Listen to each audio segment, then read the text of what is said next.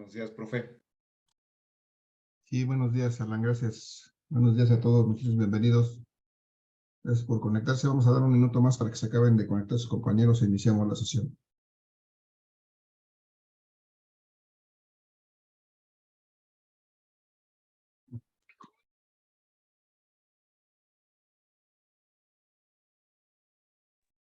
Buenos días, profe. Buenos días, Alan. Perdón, creo que no sé qué me había extraordado hace rato, que lo confundí, pero si no, una disculpa. Buenos días, profe. Buenos días, Kevin.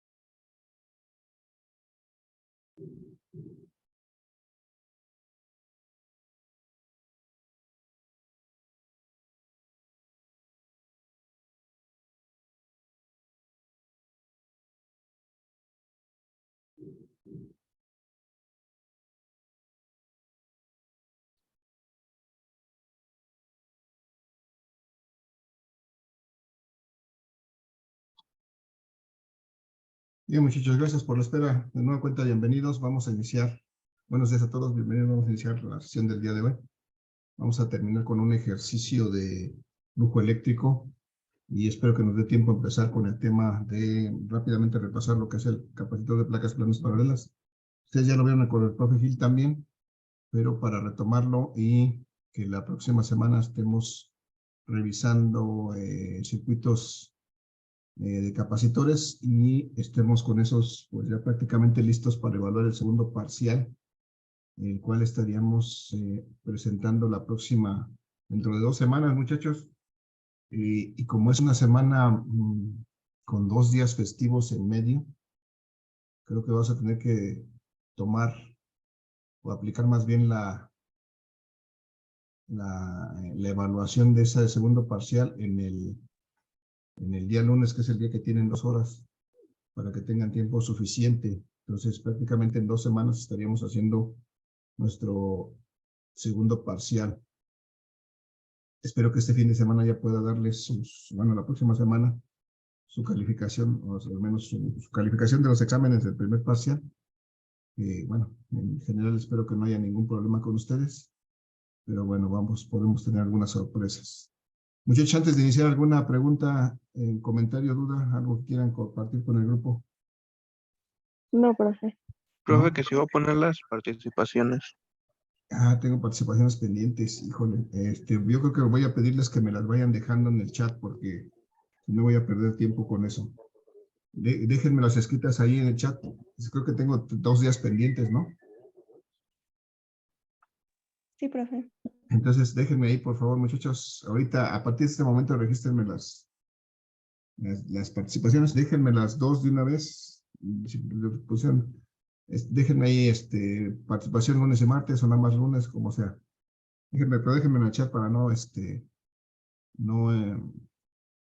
consumir tiempo en eso, por favor. Déjenme ahí su mensaje en el chat y yo registro la participación del día lunes. Pónganme ahí participación lunes, participación martes. Con que me pongan eso, desde luego ya va a estar identificado con su nombre. No es necesario que repitan su nombre, solamente pongan participación lunes, participación martes. Con eso ya yo identifico que el mensaje de cada uno de ustedes y puedo registrar esa participación. Por favor, para poder avanzar un poquito más rápido con este ejercicio. Váyanme las dejando ahí en el chat, por favor, muchachos, las del lunes y la del martes. Gracias. Entonces vamos a revisar rápidamente este tema que estábamos viendo la clase pasada, el flujo eléctrico, y habíamos platicado que el flujo eléctrico no es otra cosa más que las líneas de campo eléctrico o de fuerza eléctrica que salen o entran de una carga, un cuerpo cargado positivo o negativamente, que se pueden de alguna manera contabilizar, o si colocamos una superficie que las rodee, podemos ver si esa superficie es atravesada en un sentido o en otro, y le podemos dar un signo a ese flujo eléctrico que simbolizamos con la letra phi.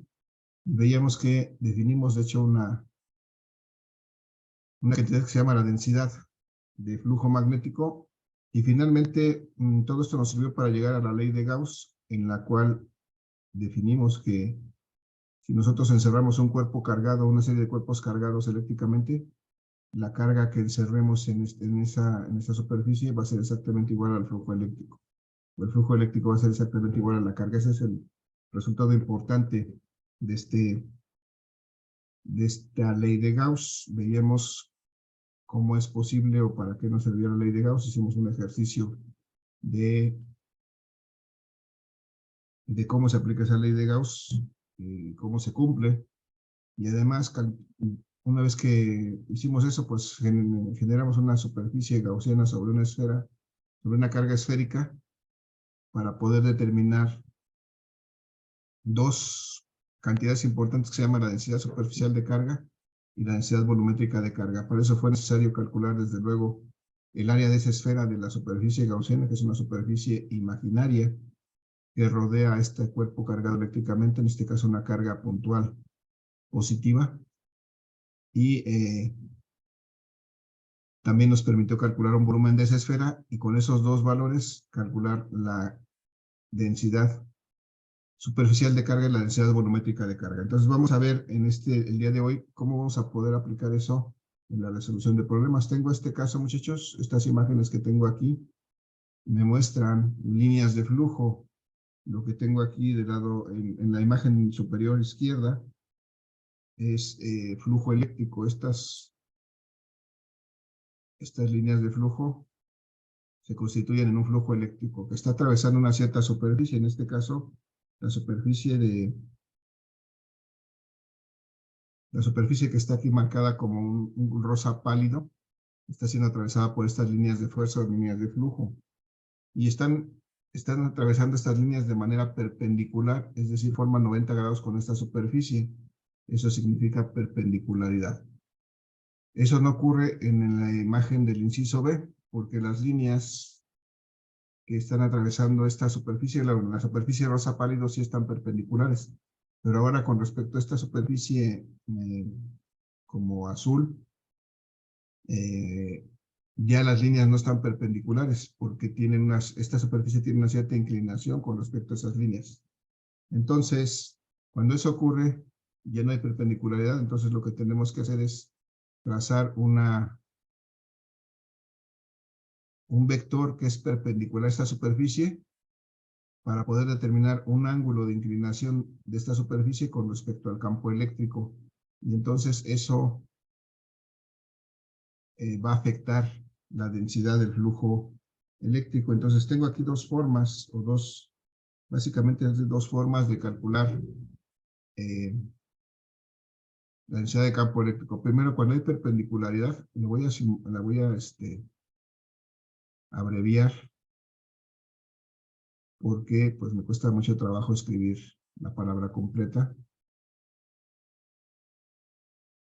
La primera dice que hay perpendicularidad, y la segunda no hay perpendicularidad, es decir, no se forman 90 grados. En el primer caso, si yo quiero calcular la densidad de flujo eléctrico, va a ser igual al flujo eléctrico simplemente entre el área normal o el área que se está atravesando, que están atravesando esas líneas de manera perpendicular. Esto Esta superficie es lo que llamamos el área normal.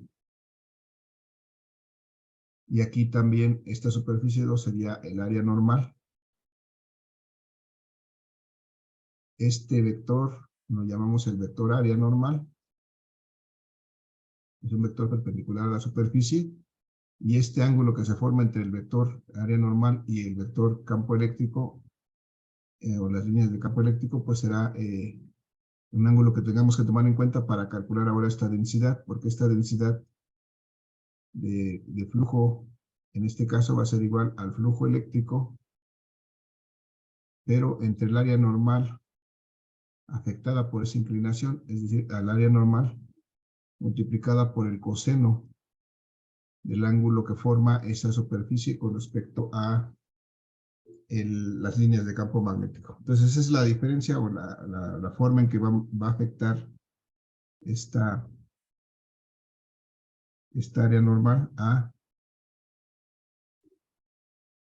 mi densidad de flujo. Tenemos dos ecuaciones para calcular la densidad de flujo. Solamente resta identificar en qué casos aplicamos una y en qué casos aplicamos la otra. Vamos rápidamente a la imagen de la derecha, muchachos. Tengo dos placas cargadas, una positiva y otra negativamente. Estas flechitas que van verticalmente hacia arriba son la dirección de las líneas de campo eléctrico. Y entonces, si vemos aquí, estas líneas en esta parte central están atravesando ciertas superficies formadas por estas letras. Por ejemplo, esta superficie de D a A, a B, a C, que estoy resaltando en amarillo. Esta superficie prácticamente estaría paralela a las placas. Y entonces las líneas de flujo estarían aquí atravesando de manera perpendicular, es decir, formando 90 grados con esta superficie. Y lo mismo ocurriría con esta superficie que tiene el mismo color arriba, entre K, F, G, H. Esta superficie también estaría siendo atravesada por esas líneas de manera perpendicular. Entonces ahí aplicaría esta primera ecuación cuando hay perpendicularidad. Pero la superficie otra que está ahí resaltada en gris oscuro, en gris un poquito más oscuro, esta superficie, por ejemplo, formada desde estos puntos de F a B, de B a C y de K a C, esta ya tendría una cierta inclinación con respecto a las placas y desde luego con respecto a las líneas. Y entonces en este caso, esta superficie que recalqué en verde, tendríamos ese segundo caso que es cuando no hay perpendicularidad entre las líneas de flujo y la superficie. Y entonces en ese caso tendríamos que aplicar esta ecuación. Y vamos a ver, tratar de identificarlo eso mismo aquí con las líneas, con este cubito. Si este cubito estuviera cargado eléctricamente, por ejemplo, tuviera una serie de cargas positivas, consideremos que estará cargado positivamente, y entonces de este cubo, o de todas las caras de este cubo, estarían saliendo líneas de fuerza o de campo eléctrico en todas las direcciones de cada una de las caras. Recuerden que las líneas siempre son perpendiculares a la superficie de donde salen, entonces estarían saliendo en dirección de todas las caras. Y si colocamos superficies que sean atravesadas por estas líneas, pues podemos determinar si esas superficies son perpendiculares o no son perpendiculares a estas superficies que colocamos. En este caso, las de la cara izquierda estarían atravesando aquí. Y la pregunta es, muchachos, aquí tengo varias superficies, vamos a numerarlas. Por ejemplo, esta superficie café que está colocada sobre la cara superior, vamos a llamarla superficie 1. Esta que está aquí colocada a la izquierda del cubo sería la superficie 2. Esta sería la superficie 3. Esta sería la superficie 4. Y esta sería la superficie 5. Y la pregunta es, ¿cuáles de estas superficies están siendo atravesadas por las líneas de flujo de campo eléctrico de manera perpendicular? ¿Alguien me puede decir? ¿Alguna idea? Todas exceptuando la 4, ¿no? Todas exceptuando la Están 4. en 90 grados. Más o menos. La 4 tiene una situación, la quinta tiene una situación muy especial, pero ok. Esto me dice que las tres primeras efectivamente sí están siendo atravesadas de manera perpendicular, ¿verdad? Sí lo vemos claro eso. En este caso, esta es perpendicular, entonces aplica la ecuación esta. Esta es perpendicular, aplica la ecuación esta. Y esta de abajo también es perpendicular, entonces en estos tres casos podemos aplicar esta primera ecuación para calcular la densidad de flujo. Dependerá esa densidad de flujo pues de la relación precisamente entre las líneas que pasen y el área que estemos previendo que atraviesen esas líneas. Muy bien. Esta cuarta, entonces, ¿qué sería? ¿Cuál sería la situación de esta cuarta? Vemos que tiene una cierta inclinación, de hecho eso nos muestra. Entonces, cuando esta inclinación, si nosotros trazáramos un diámetro de esto que es un círculo, que aquí se ve con perspectiva como una elipse, podríamos trazar un vector. En este punto donde está esta línea podemos trazar un vector área, es un vector perpendicular a esta superficie, y veríamos que este vector área es el vector del área normal, forma un ángulo con respecto a estas líneas, este ángulo θ. Entonces eso va a afectar la densidad de flujo, y en este caso, esta densidad de flujo pues ya no va a aplicar la ecuación anterior, sino en este caso va a aplicar esta segunda ecuación. Tenemos que considerar la inclinación del plano, o más bien la inclinación del vector área normal con respecto a las líneas de flujo. La última superficie tiene una situación muy especial, muchachos, que les decía, vamos a tratar de ejemplificar aquí. Necesito verme para poder hacer eso. Vamos a suponer que esta que tengo aquí sea la superficie que están atravesando las líneas. El primer caso, entonces, de esos círculos que están ahí, sería este. Tengo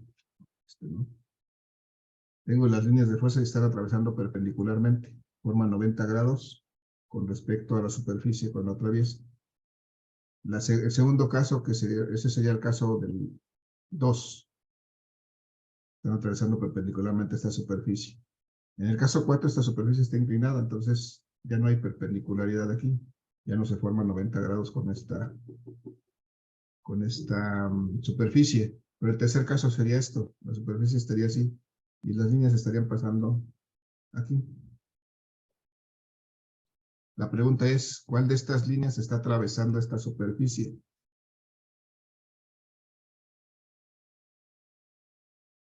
¿Alguna de estas líneas atraviesa esta superficie?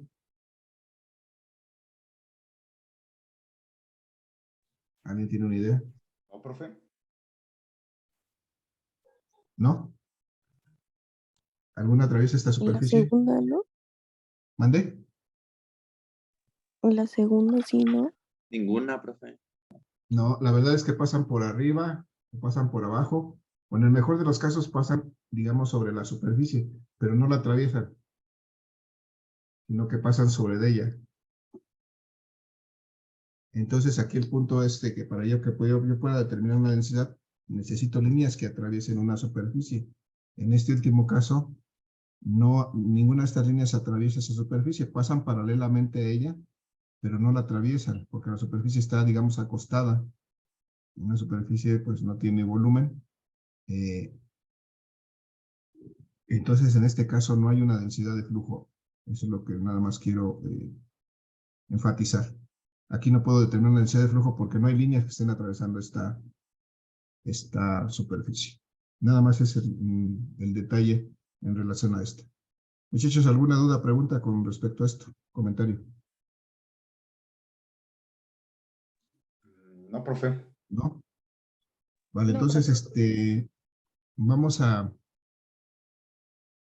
hacer un ejercicio precisamente con esta disposición para aplicar estos conceptos en la resolución de este ejercicio.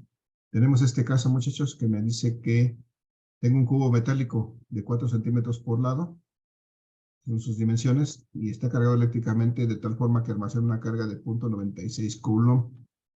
Y dice que si se colocan superficies auxiliares, como se indica en la figura, que se determine todo lo que está aquí listado en la parte del lado izquierdo. Entonces vamos a recordar que si este es un cubo cargado eléctricamente, de manera positiva, pues tiene cargas positivas. Le voy a poner otro color, creo que se no se ve. Tiene cargas positivas. Y esta carga, suponemos, está repartida uniformemente en todo el cubo. Y entonces eso hace que pues haya líneas de fuerza o de campo eléctrico saliendo de todas las caras de este cubo. Recuerden que esas líneas siempre van a ser perpendiculares a la superficie de donde salen. Entonces, por ejemplo, hacia acá, este lado, tendría yo una cierta cantidad de líneas de fuerza o de flujo eléctrico atravesando esta superficie.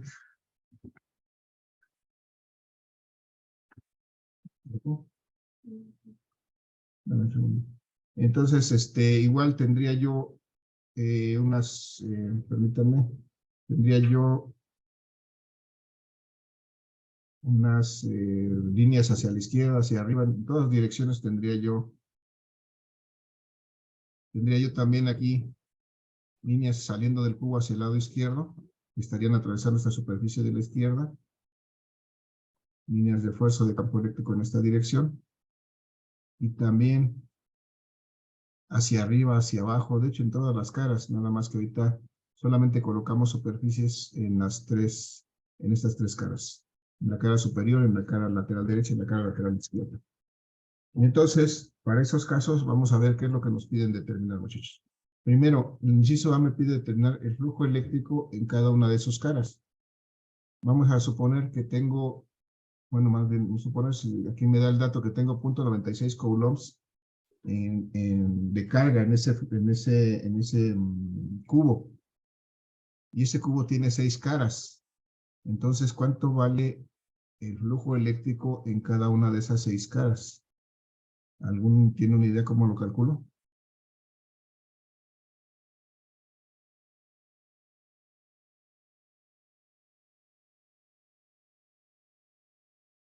Cualquier idea es buena.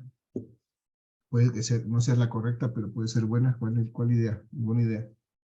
Díganme. Muchachos, ¿alguna idea?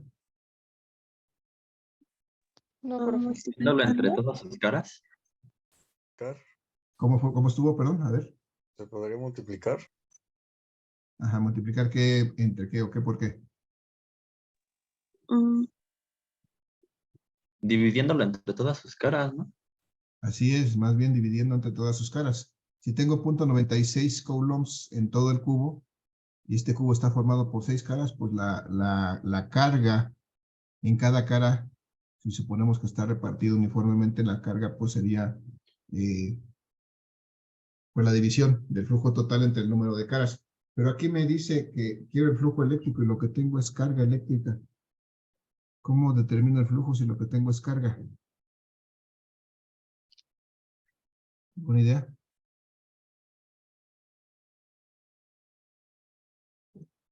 ¿Alguien se acuerda de la ley de Gauss que mencionamos hace unos segundos y el día de ayer en la sesión?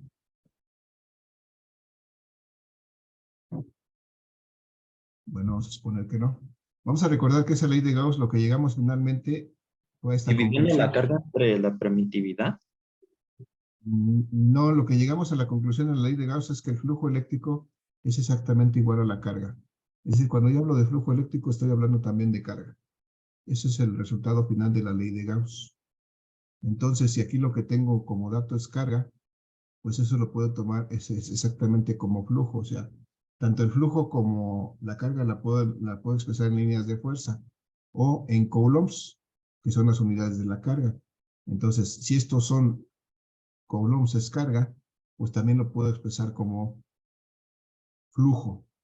Entonces, efectivamente, como mencioné hace rato, tengo un flujo total dividido entre el número de caras. Puedo calcular el flujo en cada cara. Esto es 0.96 coulombs de carga total o de flujo total, que es lo mismo. 0.96 coulombs entre 6 caras. ¿Cuánto me da? Da 0.16. Punto 16. Sí. 0.16 coulombs por cara, ¿no? O sea, cada cara tiene 0.16 coulombs. Aquí ya mencioné un poquito. Entonces, ya está. Cada cara de este cubo tiene 0.16 coulombs, porque estos 0.96 coulombs están repartidas entre las 6 caras. Y entonces, ese es el inciso A. El inciso B me pregunta el flujo eléctrico total. El inciso B me pregunta el flujo eléctrico total. ¿Cuánto vale el flujo eléctrico total, muchachos? ¿A qué será igual el flujo eléctrico total?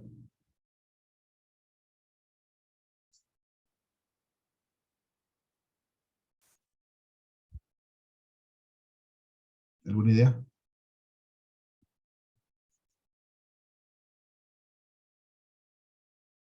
¿Al valor de la carga, profe? Exactamente igual al valor de la carga total. Pues eso es, decíamos que el flujo es exactamente igual a la carga. El flujo total será la carga total, en este caso 0.96 coulombs. Algunas preguntas son solamente de concepto. Este es uno de los casos. Pero 96, digo 96, escribo 98. Esa es cuestión de mi dislexia. 96. Entonces, como la carga es exactamente igual al flujo, pues simplemente el flujo total es exactamente igual a la carga total. 0.96 coulombs. Ok, hasta ahí no hay problema. El siguiente punto, muchachos, me pide que determinemos la densidad de flujo en la cara superior. Esto es, en la cara superior tengo esta superficie que es cafecita, que no he puesto las dimensiones, pero voy a considerar que esta superficie tiene las mismas dimensiones que la cara superior del cubo, es decir, tiene 4 centímetros por lado. Entonces, si me piden calcular en el inciso C la densidad de flujo en esta cara superior, ¿con qué ecuación la puedo calcular de las que vimos antes? ¿A qué será igual la densidad de flujo en este caso? ¿A Primero, la carga entre el área normal? al flujo, ¿no? La Ah, densidad sí. de flujo será igual al flujo entre el área normal. Flujo eléctrico entre el área normal. Y en este caso, pues el flujo es el flujo que sale por la cara superior, que es el flujo que sale por una cara. ¿Cuánto es eso? 0.16 coulombs. 0.16 coulombs. Ese es el flujo que sale por cada cara, es en este caso el que sale por la cara superior. Y lo voy a dividir entre el área que atraviesa ese flujo. En este caso es un área de 4 por 4 centímetros, que coincide prácticamente con el área de la cara superior. ¿Cuánto es esa área de 16? Esa área de 4 centímetros por lado, expresada en metros cuadrados.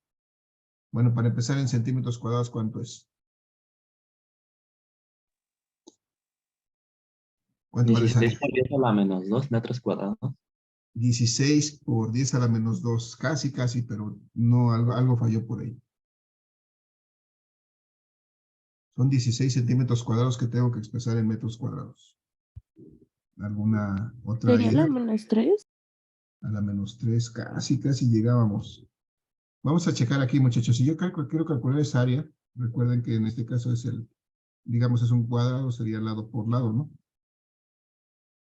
Cada lado de este cuadro vale 4 centímetros. Por 10 a la -4 metros cuadrados. A la menos 4, muy bien, gracias, Vanessa.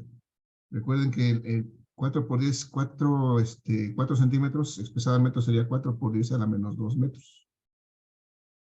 Y en este caso voy a multiplicar por este mismo valor para encontrar el área de ese cuadrado, 4 por 10 a la menos 2 metros.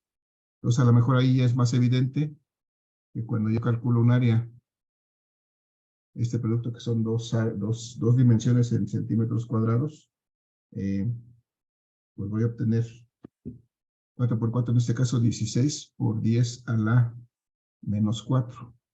¿Qué quiero decir con esto? Pues que cuando tengo que pasar de centímetros cuadrados a metros cuadrados, lo que tengo que hacer es multiplicar por 10 a la menos 4 o dividir entre 10,000, que es lo mismo. Entonces la receta es multiplicar por 10 a la menos 4. Con eso puedo calcular sin ningún problema. Puedo expresar más bien esta cantidad en centímetros cuadrados en metros cuadrados. Entonces aquí tengo 16 por 10 a la menos 4 metros cuadrados.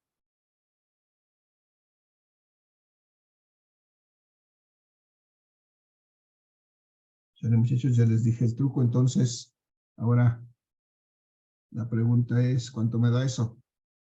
Punto 16 entre 16 por 10 a la menos 4, ¿cuánto me da? 0.01. Me No. salió 1 por 10 a la menos 6. 1 No, por 10 a la menos 6. Creo Ajá. que se salió 100. no es cierto. Ah, eso sí, 100. Hagan bien su operación, a ver, corrobórenla.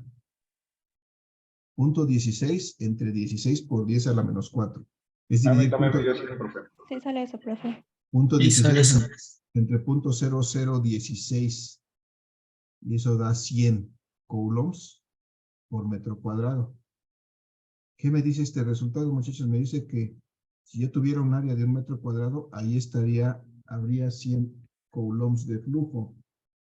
Pero en este caso es un área mucho más pequeña, por eso solamente hay 0.16 coulombs. Pero así puedo interpretar este resultado. 1 metro cuadrado de área habría 100 coulombs de flujo. Muy bien, ese es el inciso C. Vamos a ver el inciso D, muchachos. El inciso D me habla de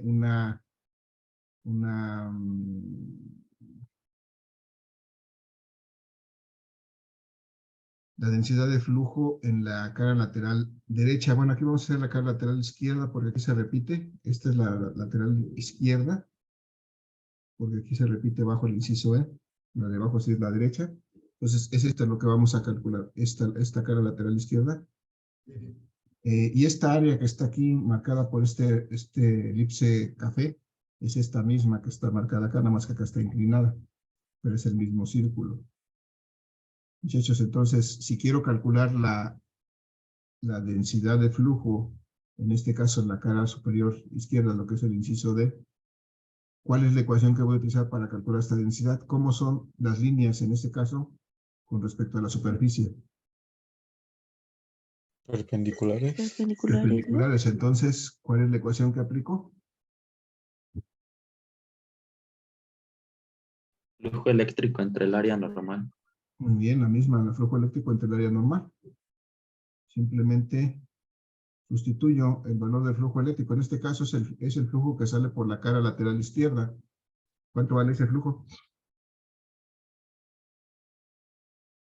Punto 16.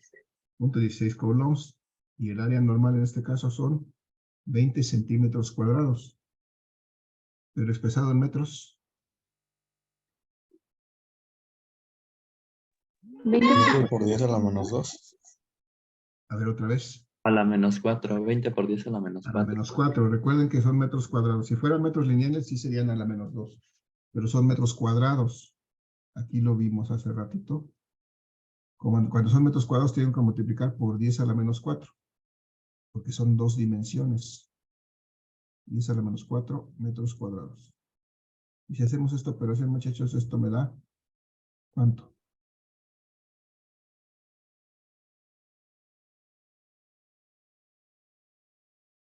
80. 80. Muy bien, 80 coulombs por metro cuadrado. ¿Cómo es esta densidad de flujo con respecto a la anterior? Que calculamos Menor. antes en Más pequeña. menor, más pequeña. ¿Por qué razón? ¿Alguien me puede decir por qué razón? ¿Cuál fue la razón de que se hiciera más pequeña? El área. El área, en este caso es un área mayor. Entonces eso es lo que hace que esta densidad sea menor. Como es inversamente proporcional al área, pues si el área aumenta, la densidad disminuye. Si el área disminuye, la densidad aumenta. Entonces, muy bien. Vamos a ver entonces, finalmente vamos a calcular la densidad la densidad. En el inciso C me pide la densidad en la cara lateral derecha. En el inciso E, vamos a ver entonces en el inciso E, cómo podemos calcular esa densidad de flujo. En el inciso E, la pregunta es en el inciso E, ¿cómo son las líneas de flujo con respecto a la superficie? Ahí no hay perpendicularidad.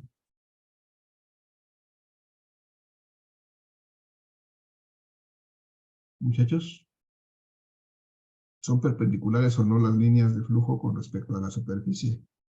No. No. No, ¿verdad? Entonces aquí hay un ángulo que podemos, para poderlo determinar, tenemos que trazar un vector perpendicular a la superficie que se llama el vector área normal. Y determinar ese ángulo con respecto a las líneas. Vamos a suponerlo aquí, este ángulo θ en 30 grados para... No nos daban el dato, pero vamos a suponerlo en 30 grados. Ese es el ángulo que forman el vector área normal, que es una perpendicular a esta superficie, con respecto a estas líneas de flujo de campo eléctrico. Entonces, en ese caso, muchachos, ¿cuál es la ecuación que voy a utilizar para calcular en la densidad de flujo? ¿Cuál es la ecuación? La de Eléctrico entre el coseno. área normal por el Ajá. coseno del ángulo. Muy bien, el flujo entre el área normal por el coseno del ángulo. Aquí es donde voy a tener que meter el coseno del ángulo, porque eso va a afectar el área que está siendo atravesada. Y entonces, nuevamente, es el flujo ahora de la cara lateral derecha, igual que en todos los casos anteriores, es el flujo de una de las caras, es decir, es 0.16 coulombs, el flujo por esa cara lateral derecha. Y eso lo divido entre el área normal, que son los 20 centímetros, o sea, expresado en metros, 20 por 10 a la menos 4 metros cuadrados.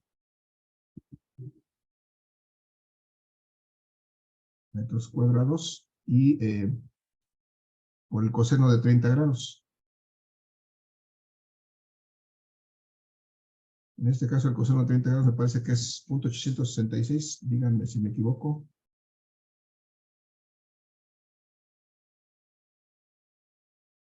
.16 coulombs y 0.866 por 20 me da 17. ¿Qué? 17.32.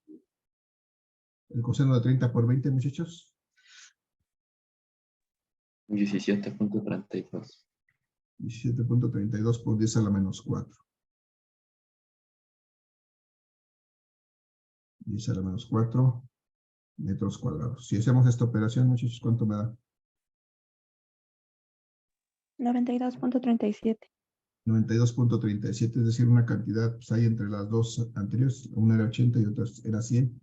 92.37 coulombs por metro cuadrado. Esta área, aunque es de 20 centímetros, debido a que tiene una cierta inclinación, pues realmente el área efectiva que es atravesada por las líneas es mayor, es menor. Es menor a 20, por eso la densidad aumentó con respecto al inciso D. Esa es la forma en que se afecta, digamos, el área cuando esta superficie está inclinada, se va haciendo más pequeña el área y consecuentemente la densidad va a aumentar. Hasta ahí, muchachos, ¿alguna duda, pregunta, comentario? No, profe. ¿No? Vale, nos queda un minuto en el reloj. Vamos a tratar de terminar este ejercicio. Si se termina, nos vamos a reconectar, muchachos, para terminar el ejercicio. Vamos al inciso F, la densidad superficial de carga. La pregunta es, ¿cómo calculo la densidad superficial de carga? ¿A qué es igual la densidad superficial de carga? Recordemos que estaba simbolizado así como tau.